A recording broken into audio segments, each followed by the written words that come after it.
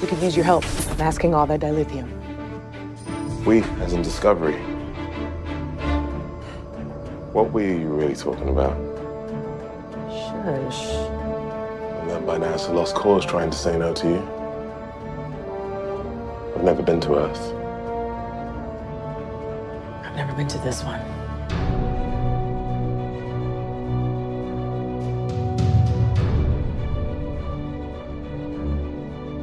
Earth just isn't the same anymore. I mean, in this future, I don't even recognize Earth. It's so different now, you know? Except there's a big tree. That, at least, is consistent. Welcome, everyone, to Positively Trek. This is our show where we're going to review Episode 3 of Star Trek Discovery from Season 3.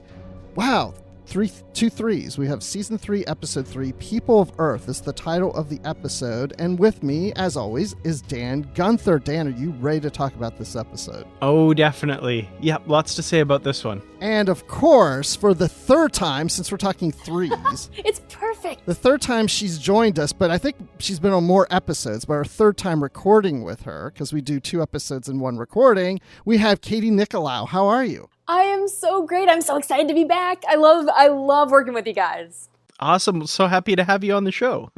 And you also love Discovery, too. Yeah. Oh, I don't know what that... Oh, Dan, I don't know. It sounds like she likes us more than Discovery. I don't know. We'll get into that. But you guys are consistently good. Oh my gosh. No, you cannot be that way. This is Positively Trek. I will be positive as I can be. Okay, well, let me just ask you this. Did you like this episode? I actually did. I overall, I've liked them a lot. Okay, so, Dan, I'm going to start with you real quick. Just what were your initial thoughts going into this episode? Were you excited about them returning to Earth? I guess what I'm leaning towards is, did this episode meet your expectations? Couple different questions there for sure. I definitely was excited for them to get to Earth. I thought that was going to be an interesting look at where things are. I liked some of the speculation at the beginning, like, what are we going to find that's the same? You know, oh, maybe the pyramids or, you know, whatever else. The Gateway Arch in St. Louis, I think, right? Is that, did I get that Yes. right? Okay, cool. Yeah. When we get to Earth, I think it's really interesting to see how things have changed. And the episode, I think, did meet my expectations. I was curious to see what would be different. I've always, since like the early days of Star Trek, like in the original series, if you watch the old series, there's no indication right off the bat that like Earth is the center of the Federation. They just kind of say like, oh, Earth is part of this United Federation of Planets and we're starships of the United Earth Space Probe Agency and all this stuff.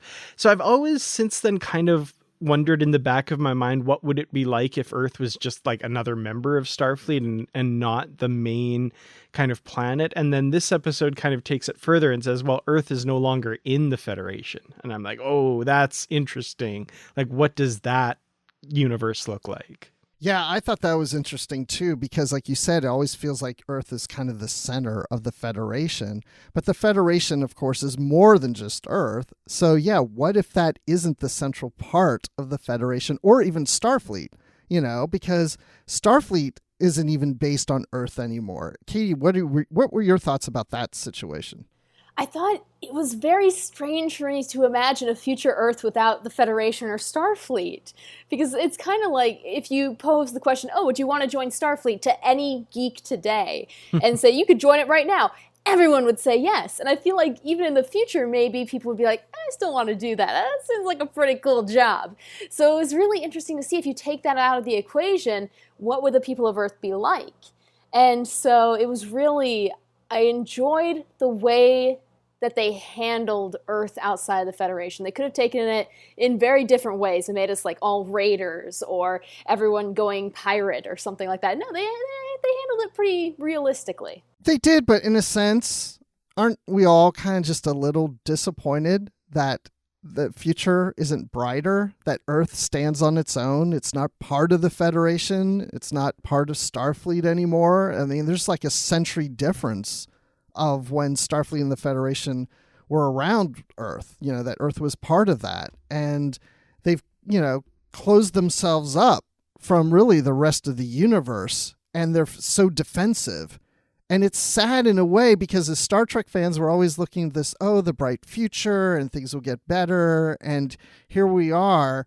And I'm not saying I'm disappointed necessarily. I mean, I think it's a good storytelling, but you're disappointed then, Katie. Why is that? I would say there's always going to be people, once you have a Federation or once you have a Starfleet, there's going to be people who hold on to that for the rest of their lives. Not just one person on a lonely spaceship waiting for someone to respond to their hails.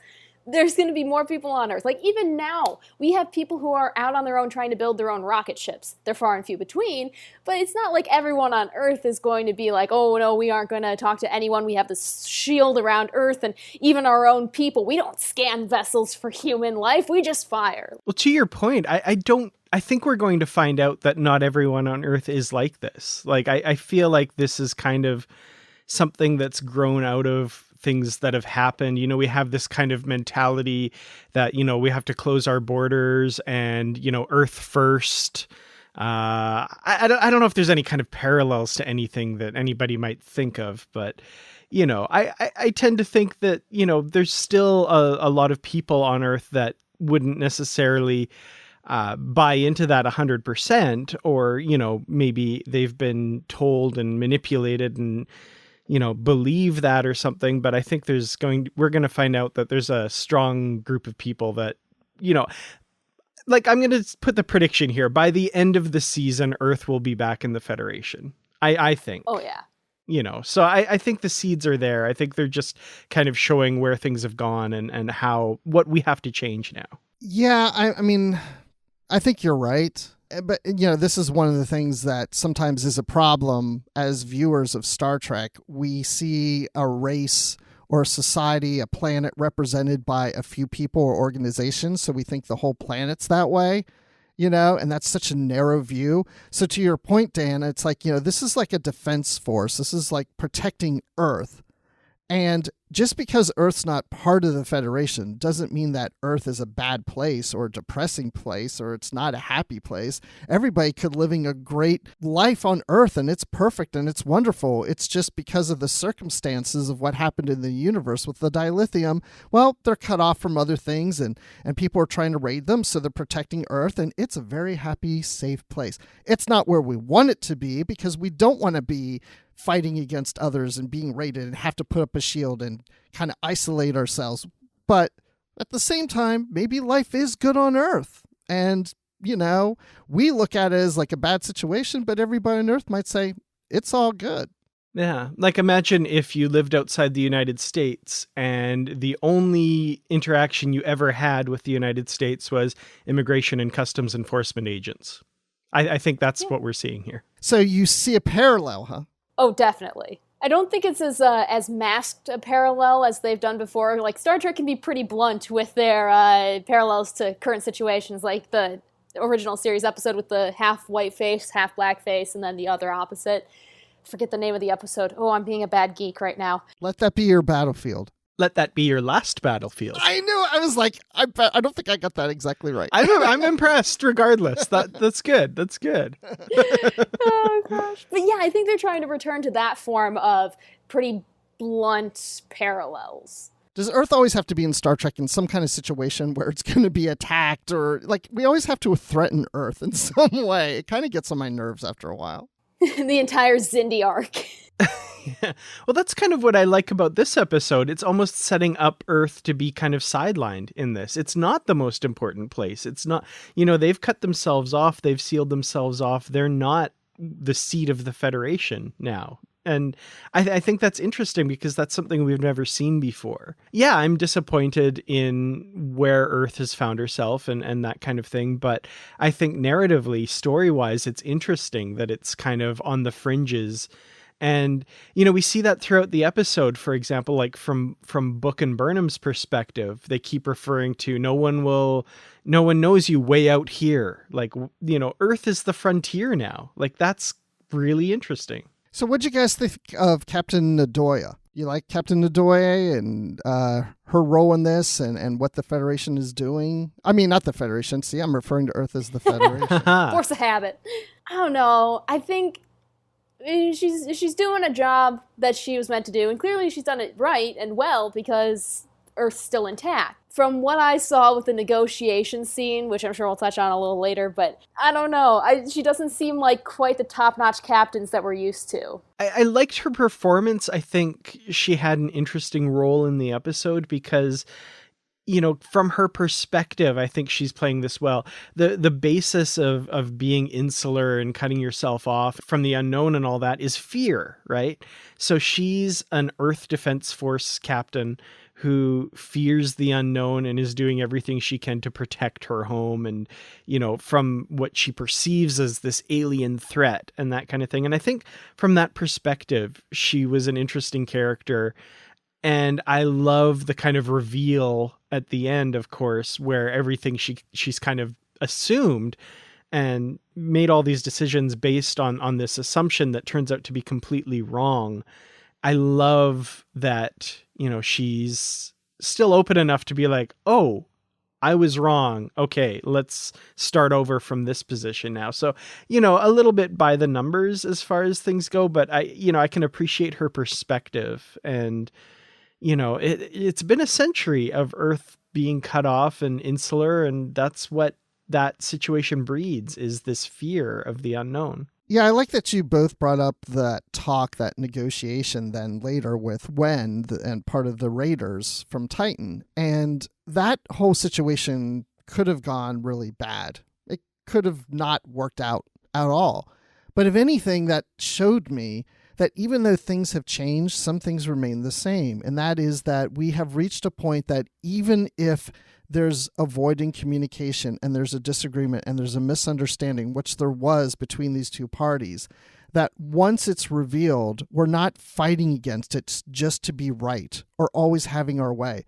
We're open to negotiation. We're open to discussion. And so she was very accommodating to realize that this was a situation she wasn't aware of, and now she wants to fix the situation and is open to work with them, and vice versa on the other side from Wen. So I like that about that scene, and not just our Starfleet crew helping them through it, but they realized it and didn't fight against it. You can still see the Star Trekkiness of the future Earth, and that they're willing to listen. Right. And that's another thing that makes it, you know, it's in the future, is people are willing to change their minds and listen. And so I like that optimistic outlook for this future of Earth. And speaking of Star Trekkiness, like, how much more of a Star Trek type ending can you have where, you know, it's not them shooting it out and this kind of thing, but it's solved by talking. Like, that was just so, you know, I saw online somebody saying like, oh, this was a pretty by the numbers Star Trek episode. They encounter a xenophobic planet and sort out their misunderstanding, and everybody goes on their happy way. It's just that planet turns out to be Earth in this case. And I thought, that's really interesting. It really is kind of a Star Trek tropey story, really, if you think about it. It's just the players have been kind of shifted around a little bit. It's a really good way of looking at it. It's weird how people are online, because you read people's comments on new Star Trek stuff, and it's like, oh, it's not Star Trek. It's not Star Trek enough. And then when you get an episode like this, and I see people complaining, it's too Star Trek tropey. It's too. It's like, well, what do you want? But I know they're not necessarily the same people saying those. But if you look at it generally, the comments, you just don't know. Like, it's a no-win situation. You know, it's like. But I enjoyed that regardless. So, hey, the more Star Trekky, the better, right? Come on. I mean, who doesn't want that? I will say it was a bit much when they finally got the negotiation going and you just hear the ba-ba-ba-ba-ba-ba-ba. It's like, yes, we know. You're calling back to the original. It's okay, guys. We're smart enough to tell. That's an interesting comment. I mean, I enjoyed it, but there are times recently, and especially in this episode, that I feel like they're pulling at our heartstrings a little too much with things like that. They're trying a little too hard. Like, it's okay. We love you guys. You're Star Trek. It's okay. Yeah, I just really felt, okay, don't get me wrong. There's a part of me that loves this, but there's also the part of me that goes, okay, are you just trying to like accommodate us a little too much on this? Like, there's so much love in this with everybody and understanding and the family aspect. Again, I love that piece of it, but there was times I felt like it was just being played a little too much. Does that make sense? Mm-hmm. What about you, Dan? You're kind of shaking your head. I'm of two minds of it as well. It does get a little bit, calling back to that a little bit too much and playing on those things. But at the same time, I love Alexander Courage's original theme. Yes. And, sometimes it's just a little bit too blatant, but other times, they work it in really nicely into the music. There's one in particular that I really, really like, and it's from the first episode of the season. And it's actually really subtle, and I didn't notice it until I was, listening to parts to kind of find clips to put at the start of our review episode. And it was when the Mr. Sahil is saying, that the whole "that hope is you" speech. Underneath that, very low level, it goes, and then it just kind of holds that note and then goes into a different bit of theme, and I'm like, that's very subtle. Like, I didn't even notice that when I was watching it. I love that.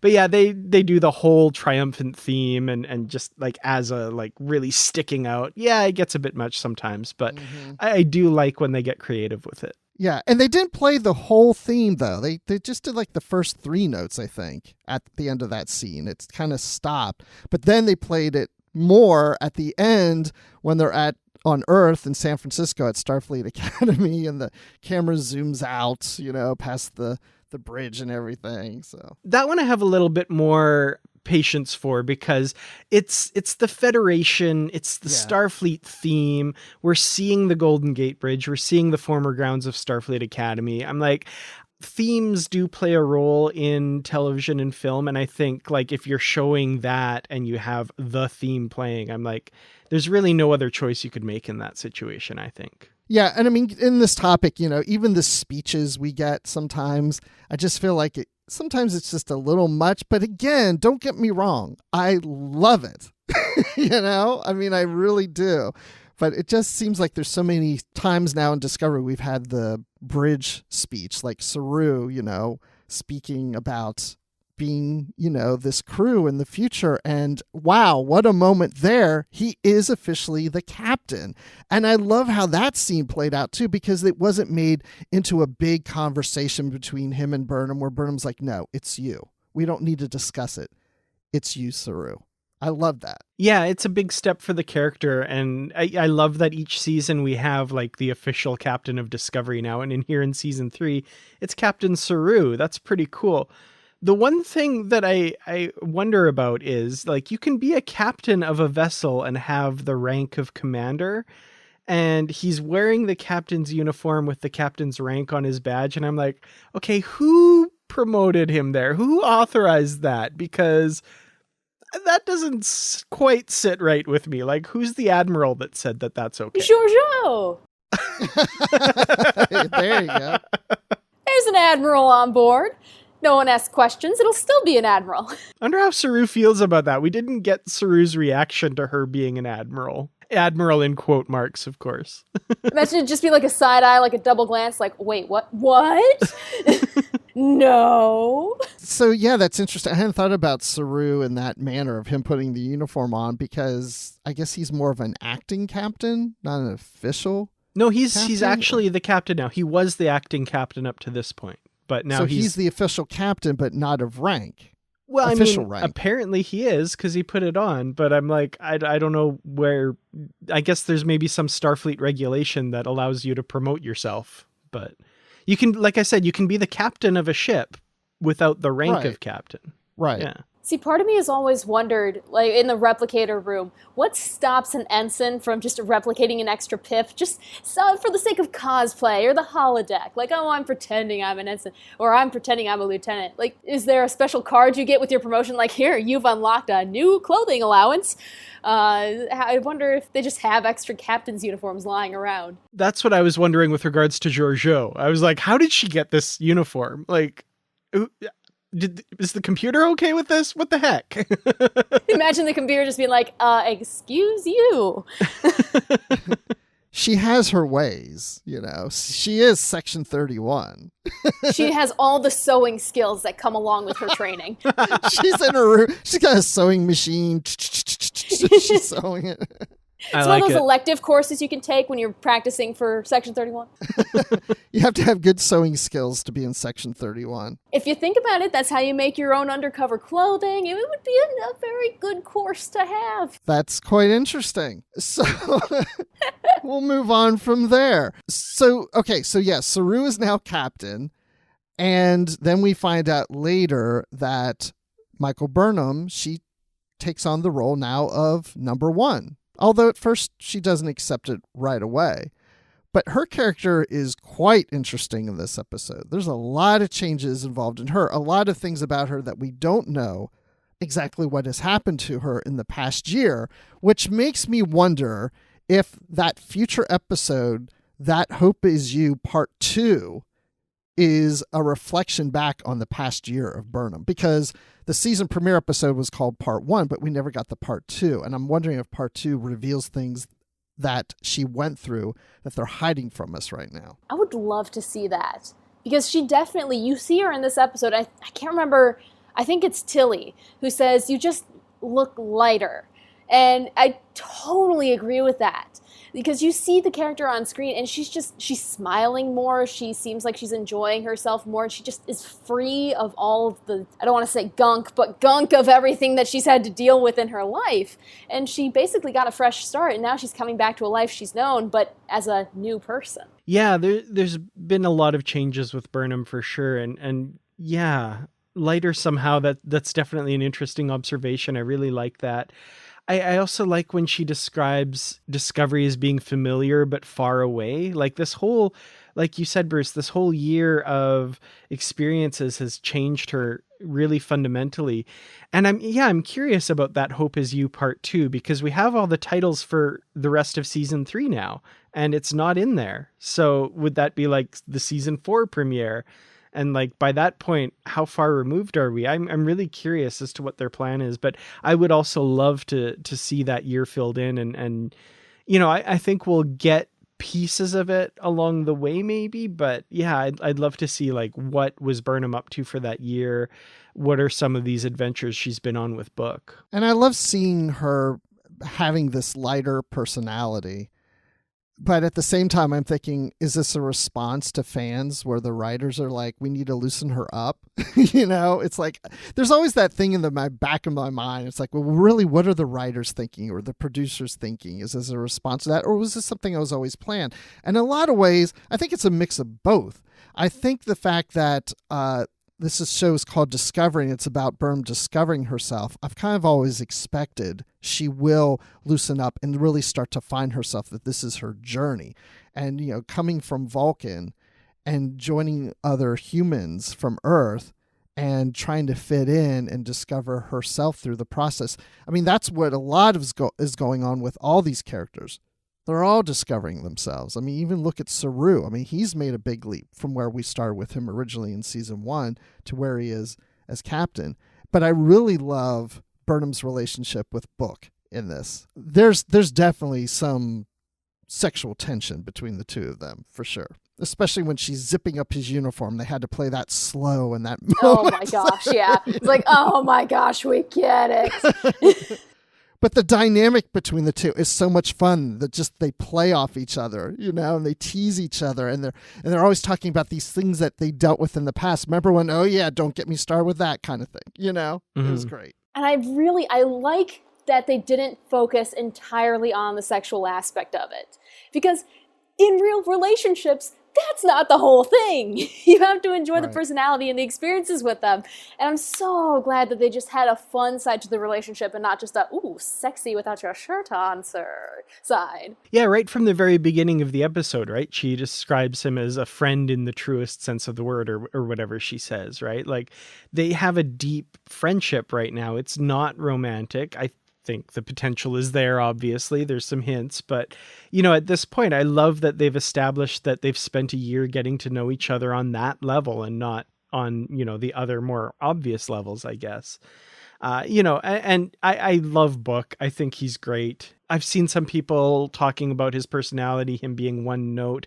I don't know. I look at Book and I see a lot of depth there. I think he's reserved and a bit stoic, but I think there's layers underneath that, we see little hints of. And I love when he talks about Grudge, for example. She's a queen, and Burnham making fun of him. Like, that's so great. I think my favorite Book moment was very subtle, but it was Kayla checking him out as he comes on the bridge, and just the one eyebrow where he's like, oh. I don't know why. I laughed really hard at that one. I thought that was good. To an earlier point you made, Bruce, too, about fan expectations and is Burnham just a response to fan complaints and stuff. Star Trek fandom is funny because watching Discovery and some of the points you made, it's obvious, right? Like, you have Burnham from the starting point. She's going to develop and go certain ways. And then you have fans out there that are like, I don't like the way she is. I think she should change and to be more open and embrace her human side. Well, yeah, like, that's what the show's gonna do. Like, that's what it's about. So I don't think it's a response to fan criticisms. I think it's fans jumping the gun and not realizing, like, we're on chapter 1, 2, and 3 of a story here, and this is where her character is going. And like, I don't know. It just seems kind of obvious to me that it's character development, not responding to fan criticism. I don't know. That's just my opinion. See, I can kind of see it as the middle of the road, because I feel like they saw fans saying, listen, oh, come on, you're having a strong female character, but she shows no emotion at all. And so maybe they just sped up her timeline a little bit and introduced that more relaxed state, because it does seem like she's taken a bit of a big jump, but that's what you see in a year's time. So I think it might have just been a happy accident, and it just coincides with what the fans were saying and what the writers had planned. Yeah, I think it's a blend of all those things, because also, to add to that, you look at past seasons of Star Trek where characters loosen up over time anyway, and the actors' personalities come out more and more through that character. I keep thinking of Jean-Luc Picard, he loosened up by the time we got to Nemesis. I mean, they all kind of loosen up after a while. They find their footing, they find the shoes that fit right, and then they just kind of go from there. So I think we get that with a lot of the characters. There's that scene, and I wanted to ask you guys this, because I really feel stupid to ask this question, because I don't know why I'm not getting it, but I'm going to ask it because I want to know the answer. So it's the Cake is Eternal scene is what I call the scene, the one between Burnham and Tilly. And it's a nice scene, and it's an important scene. We need Tilly talking about, because in this she's representing the rest of the crew, but talking about being in the future and being far removed now from family, friends, and what Earth was, and having that moment of, sadness and missing the loved ones and wondering what happened to them. But during the scene, she talks about picturing Burnham with the dandelion and blowing it, and little pieces fly away. And she says, "You let us go, didn't you? You let us go." What does she mean by that she let her go? It's kind of like when you leave college and you're super close to everyone and you move and do your own thing, and you realize it'll never be the same like that. I might never see them again. And you just have to accept that fact and move on and let them float and be free and do what they're doing, and not expect that you'll see each other again. Mm-hmm. And so it was kind of for me, because I'm living that right now with my friends who are scattered across the country and the world. And it definitely saw parallels to that. Yeah, I think it's just merely survival for Burnham. Like, she's spent a year in this world, and she's had to let the Discovery crew go, because she, like you said, didn't know if she'd ever see them ever again.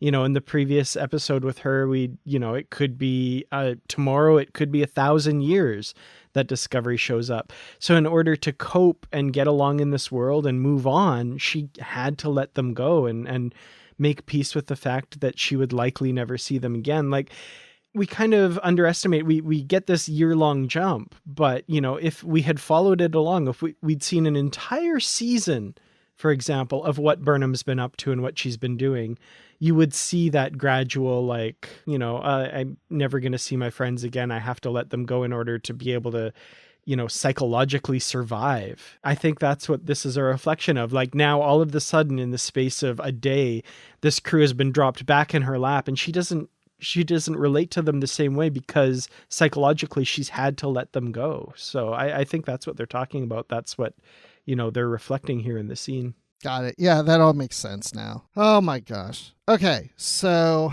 there's just so much. There's just so much emotion and things into these episodes. So, then there's the other things here that I wanted to touch on, and it relates to Admiral Tall, which we find out later, well, Admiral Tall has kind of been around us through most of this episode anyway, through Adira, who has a Trill symbiont in her. And so I kind of want to touch on all of that as a whole. So, Dan, how did you like them working in Trill into this and the fact that she's a human carrying a Trill symbiont? So excited. I love the Trill. I've always really liked Dax as a character. So like further exploration of what the Trill are and how they relate. And the fact, of course, that she's human, the first Trill joining that we saw in Star Trek was Riker to Odon, right? So, it's been done before, and there were medical issues then, but we're 1,000 years past that. So they figured that out, I guess, which is pretty cool. But, I think it's interesting that we get this character, and I was surprised she was so young. I didn't realize she was only 16. That's really interesting. I think there's some really cool things with this character. I think they're going to do some really interesting stuff with them. So, really excited to see where this all goes. Yeah, she's the Wesley Crusher of Discovery now because of her age. I don't know, Katie, what'd you think? I thought initially I was like, wait, Trill and human, what? And then I remembered the whole Riker situation. I was like, still what? And then I remembered, wait, Vulcans and humans originally couldn't co-create or procreate. So it makes sense that in about 1,000 years you'd be able to figure something out. Yeah, my first reaction was the same too. I was like, wait a second, she can't be carrying a Trill symbiont. She's a human. Oh wait, we've done that before. Wait, okay, yep. Yeah, you're right. The very first episode that ever introduced the Trill, they did exactly. it. Yeah. Yeah, so that was my first reaction too. And then I love even how they worked in later where Saru says, because she's human, she's having a hard time with the memories of Admiral Tall because she's not Trill. So it's acknowledging that even though she's not Trill, she can carry the symbiont, but it's not going to be the same experience. Mm-hmm. It's a little different. One thing I have to give the writers kudos for is Burnham and Saru not knowing about the Trill symbionts, which totally fits in with canon. The Trill kept that secret for years and years and years. So I love that they were like, oh, I had no idea that there is these symbionts. One area where I have to say they dropped the ball a little bit, though, was getting synthahol out of the food processor, because Scotty, when he goes to the next generation, has no idea what synthahol is, and Data has to explain to him, oh, Federation starships now carry synthahol, which is, blah, blah, blah.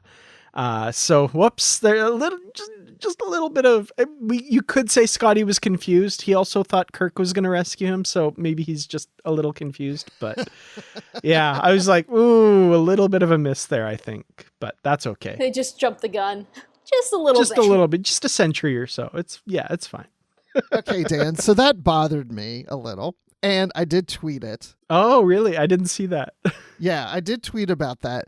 And I really, I'll let things pass like that sometimes. But I will say, when I rewatch the episode again, to me it works now. Because I think that, yes, synthahol did not exist at the time of Discovery in 2258. But now Burnham's in the future. And she knows what synthahol is from living in the future for the past year. And she knows that Book does not like synthahol. So when they're ready to go on this little mission and he goes to get his replicated drink, he's about to drink it. And she says, oh, no, what, you're going to drink synthanol? Not knowing that he doesn't know that it doesn't exist yet. it's her way of getting him to put it down, because they mentioned in the previous mission when he drank, he wasn't sober, and he says maybe it will work this time now that I'll be sober. I feel like she was playing him. Okay, that's brilliant. That's a nice workaround. I love it. Wow.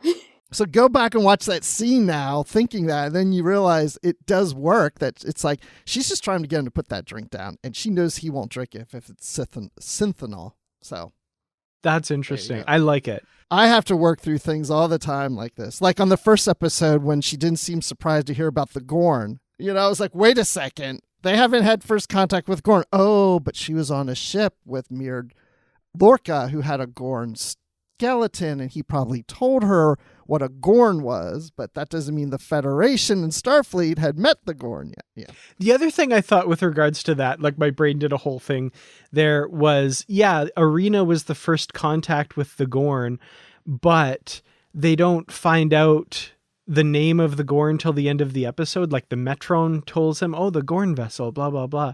So the name Gorn might be out there, but they just don't know, because there's actually an Enterprise episode on an Orion ship where they hand Archer a drink and he says, oh, this is a bottle of whatever from the Gorn hegemony. So the name's out there. They've just not met them. So it's like, oh, this mysterious race that we've never met yet. Yeah, the Gorn, I've heard of them. They did what? Yes. So that is a good point. That's a true point too. Yeah. Well, and that's like the Romulans, you know, for the longest time they know of Romulans, but never saw one. Exactly. Yeah. It takes Kirk to be the one after a century of hearing about Gorns and Romulans to identify them. Mm-hmm. Star Trek fans, justifying the writer's room since 1965. Absolutely. James R. Kirk. That was the very first mistake, and it's been explained. So bad.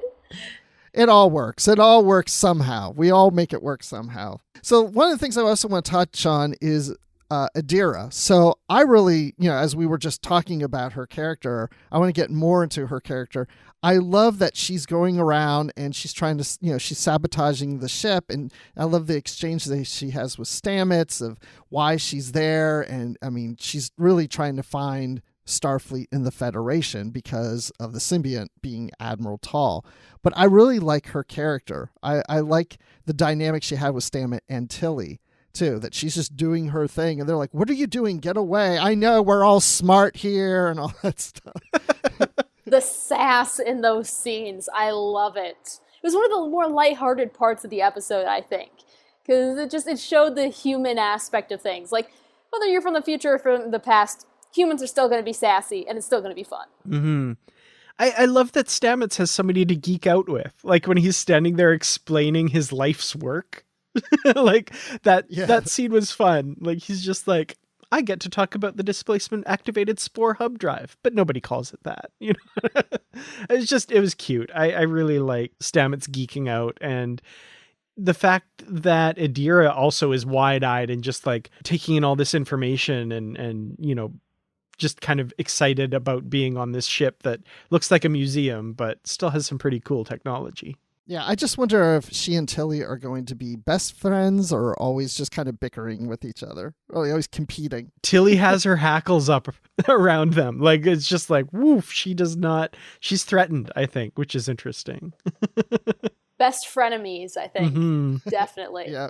Oh, one real quick thing I wanted to mention. I was going to mention earlier at the start of the episode was the star date. I thought that was interesting. It's 6 digits before the decimal, the 865211.3. I wasn't going to do the math to see if it works, but it does make it seem it is in the future. Yeah, I did like that as well. I kind of had to repeat it in my head after she said it and go like, yeah, that's more digits. Ooh. Is there anything else we haven't talked about that you want to talk about? That freaking tree. The tree. Oh my gosh. That part, I was fine with it. Absolutely fine with it. Until you zoom out and you see every other tree is maybe 40 years old. What made that tree so special? Did Boothby put a security barrier around it? Why is that the only tree that they didn't cut down?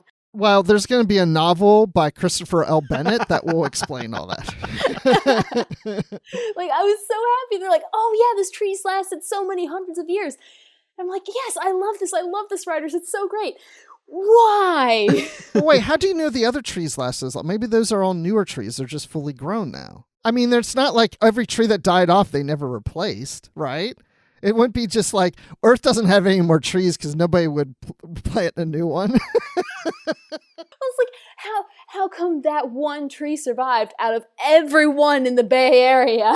Because that tree is like Discovery and Burnham. They survive for hundreds of years and they keep growing. I thought you were going to say like a wormhole opened up and it just happened upon Starfleet Academy. No, it's all symbolic. See, the one line that kind of made it okay for me was they all of them said, like, I studied under this tree. Oh, me too. Like, it was a special tree. Like, maybe it's one that's been there since, like, you know, Starfleet Academy was founded or something. And because there were benches underneath it and stuff. Like, I feel like it was just a special tree. I don't know, you know. Like it seemed like a special tree even at the time in the 23rd century. So that's how I took it. Yeah.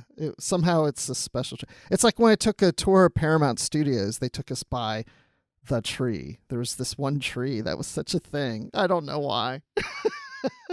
I just know it's modeled after that. I just remember them saying that tree had been used in many things that have been shot on the lot, including the Brady Bunch where Greg was smoking cigarettes with his friends. Really? That's for my Brady Bunch podcast I haven't launched yet, but I'll get into that when that happens. Oh, so call me up. I love Alice. Okay, so Katie, being our guest, final thoughts on this episode. I think it's my favorite of the three that we've seen so far this season because it's the most optimistic of them.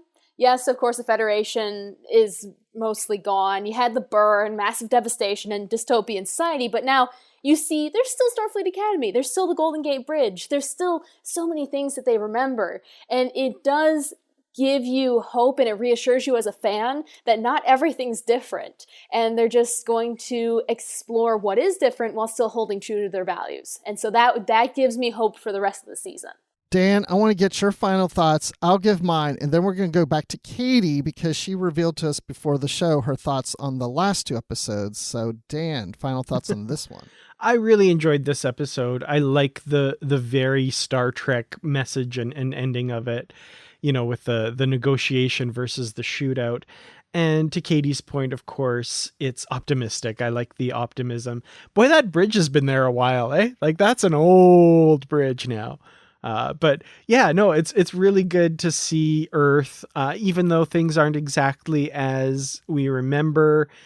I like the kind of hope that we see here, and you know, the surprise, the idea of Earth not being a part of the Federation. I think that's an interesting thing to explore. A lot of times Star Trek puts the Earth at the center of everything and makes it the most important thing, and you know, other times I'm like, okay, you know, it's just one planet in a federation of over 150 worlds as of, you know, the 24th century. So, you know, I like the idea that we're maybe putting our focus elsewhere.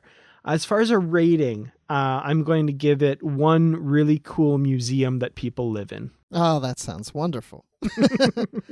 Yeah, everything you guys said, I feel the same way about this episode. I like the idea that Earth is in this situation where it's not part of the Federation. It gives us something to play with through the season. And there's a part of me that's hoping that they will be part of the Federation again, but they will no longer be the home planet to the Federation Starfleet. I like to see Federation evolve and look different, and maybe it's based on Vulcan or wherever it is, but not have it return to Earth. Let it stay where it is, if it's in a good place. That's what I'm assuming, or I'm hoping that's in a good place. But yeah, the stuff with the Trill, I love the dynamics with the cast, the interplay between them all. It's really feeling like family in this episode, so I really enjoyed that. So yeah, I mean, I give this, 4 out of 5 dots repairing the ship. So Katie, that being said, yeah, you didn't like, I'm assuming, the first 2 episodes of this season? Yeah, it's because coming off of season 2, you were introduced to the Enterprise and Pike and the colorful uniforms and everything, and it was really starting to stand out. And I watched the first 2 episodes and I thought, this is a regression, because I was watching it from the other side of the room, and I just thought, this is all just muddled together as grays, blues, and black tones. And it just looks so muddy, like a newspaper dipped in water.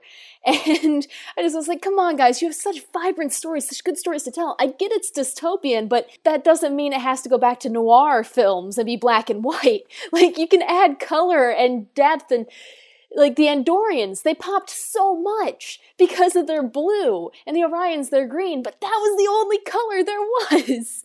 And I don't know, call me childish, but I like color in Star Trek. That's why I love Lower Decks so much. And so that have brought down the episodes as a whole, because it was just kind of monotone and blah. And it just really took away from the story for me. But now we're starting to get back towards Earth, and we're seeing the Golden Gate and seeing San Francisco and all that, and it was actually colorful. And so it kind of color brings up the mood. So it made me feel a bit more optimistic, and it allowed me to focus more on the story rather than, why did they go with this choice for filming? No, that's interesting. I was not expecting you to say that. I had no idea why you didn't like it. I thought it was more about the story or the way certain characters were treated, or you didn't think they responded the way they should have or something like that. But the tone, the color tone, the visuals of it, I get that. I mean, it didn't bother me, but I definitely see what you're talking about, because that has bothered me in other things, and just like first thing that comes to mind is like Man of Steel. I've always liked the Superman movies, but they put these filters or whatever they do digitally to decrease and downplay the colors, and it's too dark sometimes. You want to see vibrant colors. I mean, that's why we have colored film. Right? Exactly. And like I feel like it wouldn't affect me as much if I hadn't have noticed it right after rewatching the end of season 2, because it is a shock. And me being a little KDHD a little bit about it, because KDHD, it totally distracted. And I think it was meant to do the opposite, but they need to realize that dystopian doesn't mean doom and gloom. Like, sure, dystopian stories, they do tend to be on the darker side, but you have to be able to see what's happening. Turn on a light. I feel like some of those scenes would have benefited so much more from just little pops of color, little hints of color, and it wouldn't have been as distracting as it is right now, at least to me, and it's just running together. So you're more focused on trying to see details in the background if they put them in there, than if they were colored, and you wouldn't have to look so hard and you'd be able to focus on the story. That also reminds me of, I was watching something last night, and sometimes when there's dark scenes, it wasn't Star Trek, but dark scenes, sometimes I have a hard time seeing them on the TV because there may be a glare in the room or something on the TV. I need a TV that has no glare to it.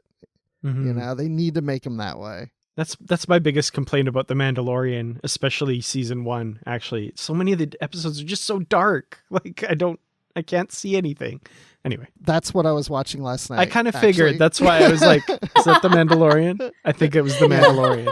Yeah, it was near the beginning. Even though I saw it earlier in my movie theater room, I was watching it upstairs with my wife, and it's this, I don't know. I have that with a lot of shows where it's dark outside or they're in a dark room, and I'm like, I can't really see it. Someone turn off the rest of those lights. It's too bright. Or close those curtains. I can't see it that well. Well, thanks, Katie, for joining us. This was an interesting conversation. Yes, thank you for having me. Always a pleasure to have you on. And so you're going to join us on the next episode, where we're going to talk about just general things in Star Trek news and such. But where can people find you if they want to follow you online? Absolutely. Well, if you want to interact with me, I'm really active on Twitter at weather_Katie. You'll occasionally get weather updates for Sioux City, Iowa, but I try to keep it more general. And I'm actually getting back in the swing of things with my fandom forecasts. Being a meteorologist, I do forecasts for different fandoms like Star Wars, Star Trek. And I have one up my sleeve that's coming out in a few weeks that I'm so excited for. So you'll be able to see it there. And then I'm also on YouTube, So Many Fandoms, the one with less followers than the other one, because I didn't realize there was another one already. And Dan, where can we find you? Or does somebody have a similar channel name as you do? I've not seen one, actually. I don't think there's another Kurtratz out there because, on YouTube, I'm Kurtratz Productions. There is a Facebook page called Kurtratz or something that was selling stuff, but I haven't seen that pop up in a while. That's not me. You can find me on Twitter at Kurtratz. So that's just KERTRATS, Star Trek backwards. Pretty easy to figure out. Kurtratz47 on Instagram. Just search for Kurtratz. You'll probably find me. And you can find me on Twitter at Admiral_Rex, and you can find me occasionally on the Star Wars Report, and there should be one out there recently with me on it, and Dan may be on that one too, so look for that. Oh, me, Dan. Oh, yeah, interesting. You, Dan. Have I been sleep podcasting again? I don't know, maybe. And, you know, there may be a future episode I'm going to try to get Katie back on too. Star Wars Report. Woo. We'll see. We'll work that out. Anyway, thanks everyone for joining us, and stay positive.